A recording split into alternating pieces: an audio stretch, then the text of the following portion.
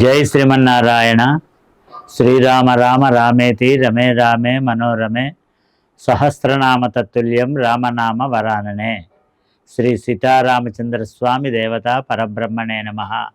యావత్ తెలంగాణ భక్తులందరికీ కూడా ప్రత్యేకంగా తెలియజేయనదేమనగా ది 3/3/2026 మన ఈ విశ్వావసువ నామ సంవత్సరంలో ఫాల్గుణ మాసంలో శుద్ధ పౌర్ణమి, మన భాషలో దాన్ని హోళికా పౌర్ణమి అంటాము. పౌర్ణమి నాడు విశేషమైనటువంటి సంపూర్ణ చంద్రగ్రహణము రావడం జరిగింది.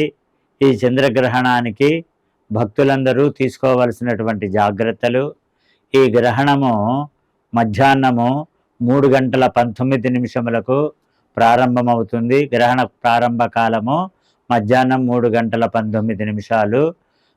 గ్రహణ అంచకాలము 6:46. ఈ మధ్యలో సంపూర్ణ చంద్రగ్రహణం ఏర్పడుతుంది. ఈ గ్రహణము మఘా నక్షత్రము, పుబ్బా నక్షత్రము, సింహరాశి జాతకులకు చాలా జాగ్రత్తగా ఉండవలసినటువంటి సమయము. ఈ గ్రహణం సమయంలో ఉదయము 10 గంటల నుండి 11 గంటల లోపు సాధ్యమైనంత వరకు భక్తులందరూ కూడా తమ నిత్య కాలకృత్యాలను, దేవతారాధనలను పూర్తి చేసుకొని, భోజనాది కార్యక్రమాలను పూర్తి చేసుకొని 11 గంటల నుంచి ఇక ఎటువంటి పదార్థాలు కూడా తీసుకోకూడదు. అంటే దీని ఉద్దేశం ఏమిటండి అంటే, గ్రహణము పట్టే సమయానికి మనము తీసుకున్నటువంటి ఆహారము అరిగిపోయి ఉండవాలి. అప్పుడే ఆ గ్రహణం యొక్క ఫలితం మనకు దక్కడానికి అవకాశం ఉంటుంది. 3:19 పట్టుడు స్నానం చేసి పూజాది కార్యక్రమాలు, వారికి వచ్చినటువంటి స్తోత్రాలు, పారాయణాలు, విష్ణు సహస్రనామ పారాయణము, లలితా సహస్రనామ పారాయణము ఇత్యాది వారికి ఏదైతే గురువులు ఉపదేశించారో అవి అన్నీ కూడా పఠనము మననము చేసుకుంటూ సాయంత్రం 6:46 వరకు ఉండవలను. 6:46 మళ్ళీ విడుపు స్నానము అంటారు. గ్రహణము పూర్తిగా విడిపోవడం అయిపోతుంది. కాబట్టి 6:46 మళ్ళీ లేచి స్వామికి నమస్కారం చేసుకొని, తలస్నానం చేసుకొని, ఇల్లును శుద్ధి చేసుకొని, వాళ్ళ నిత్య కార్యక్రమాలు, మళ్ళీ వంట కార్యక్రమాలు, విగ్రహారాధనలు చేసుకునే వాళ్ళు విగ్రహాలను శుద్ధి చేసుకొని పూజా కార్యక్రమాలు చేసుకొని ఈ గ్రహణాన్ని చాలా జాగ్రత్తగా ఆచరించవలసిన అవసరం ఎంతైనా ఉంది.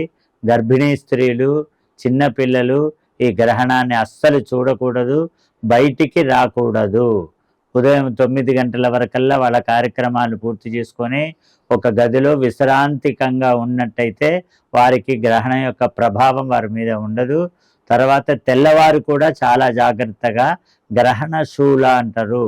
ఆ రోజు కూడా ఈ గర్భిణీ స్త్రీలు కానివ్వండి, చిన్నపిల్లలు కానివ్వండి, సింహరాశి జాతకులు కానివ్వండి, జాగ్రత్తగా ఉండి, ఈ సింహరాశి జాతకులు మగా పుబ్బా నక్షత్రం వారు దగ్గర ఉన్నటువంటి దేవాలయాలకు వెళ్ళి, నవగ్రహాల గుడికి దగ్గరున్న దేవాలయాలకు వెళ్ళి భగవంతుని దర్శనం చేసుకొని చంద్రుడి ప్రీతి కొరకు సేరుంబావు బియ్యము, కేతువు యొక్క ప్రీతి కొరకు ఉలువలు, సేరుంబావు ఉలువలు, వారికి తోచినటువంటి దక్షిణ తాంబూలాలు ఇచ్చి మంత్రం చెప్పించుకొని బ్రాహ్మణ ఆశీర్వచనం తీసుకున్నట్టయితే గ్రహ యొక్క దోషములు వాళ్లకు వర్తించవు. ఈ విధంగా ఈ సంవత్సరంలో వచ్చినటువంటి గ్రహణాల్లో ఇది చిట్ట చివరి గ్రహణము. భగవంతుడి దయ వల్ల వచ్చే సంవత్సరం వచ్చేటువంటి పరాభవనామ సంవత్సరంలో మనకు గ్రహణములు లేవు. ఇది శుభవార్త. కాబట్టి ఈ గ్రహణాన్ని జాగ్రత్తగా ఆచరించి, ఈ నేను చెప్పినటువంటి నియమాలను పాటించి అందరూ కూడా ఆ రామచంద్రమూర్తి అనుగ్రహంతో సుఖ సంతోషాలతోటి ఉండాలని చెప్పి ప్రజలకు ప్రత్యేకంగా విన్నపం చేయడం జరుగుతున్నది.